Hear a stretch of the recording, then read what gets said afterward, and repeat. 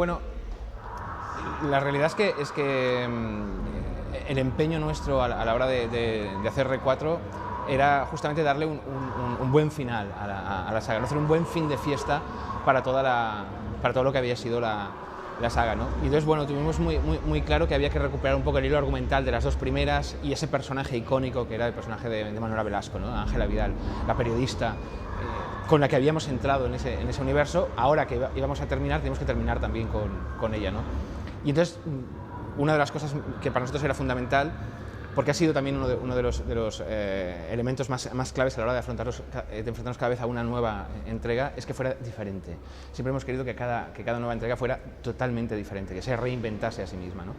Y aquí tenía que ser, pues eso, otra cosa, pero al mismo tiempo muy fiel al espíritu de la saga, ¿no? Entonces yo creo que esta cuarta es algo muy diferente, pero al mismo tiempo es puro rec. Y sobre todo eso, un gran fin de fiesta para los aficionados o los que han seguido toda esta historia, ¿no? Cuando nos pusimos a pensar en cómo tenía que ser RE4, lo que teníamos muy claro es que había que salir de aquel edificio, porque habíamos hecho 2 películas ya adentro y ya no daba más de sí, no podíamos volver otra vez allí dentro, pero al mismo tiempo, aún saliendo, sabíamos que había que conservar un poco una de las grandes claves, que era la claustrofobia, la opresión y el aislamiento, ¿no? El no podemos escapar.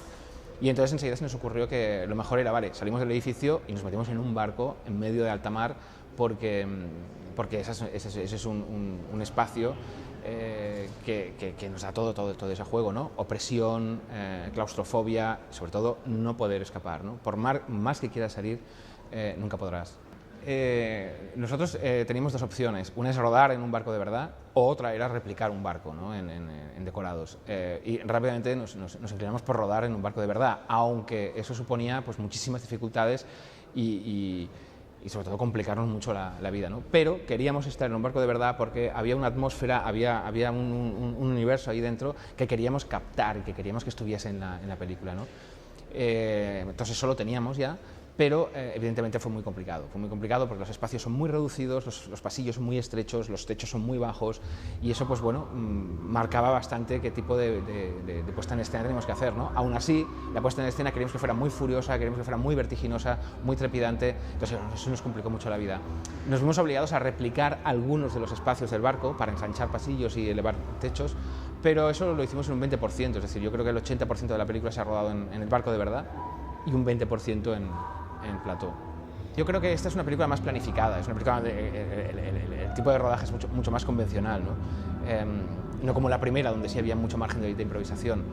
Y lo que pasa es que sí es verdad que los actores, a pesar de toda pues de todo lo que ellos ya aportaban por sí mismos, había algo que era natural, que era la angustia de estar donde estaban, ¿no? El lugar donde estábamos rodando, ese barco, era tan opresivo, era tan claustrofóbico y era tan angustiante y asfixiante que eso estaba en los actores de una forma natural, ¿no? Y eso es una de las cosas que queríamos captar de ese decorado natural.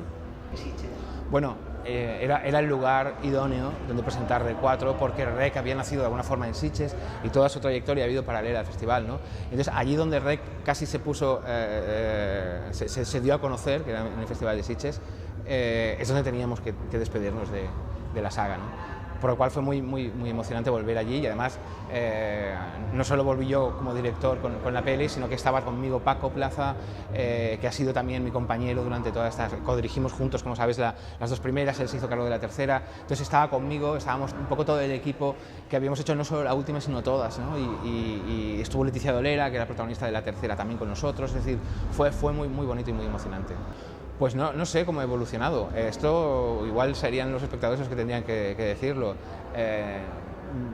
Yo casi te diría que creo que sigo siendo el mismo niño fabricando juguetes de terror y de pura diversión para que otros niños se entretengan conmigo, ¿no? No voy a abandonar el cine de terror, de hecho estoy trabajando en un proyecto que también es terror, pero sí es verdad que al mismo tiempo también estoy trabajando en otro proyecto que no tiene nada que ver. De alguna forma voy a dividir un poco mi futuro, ¿no?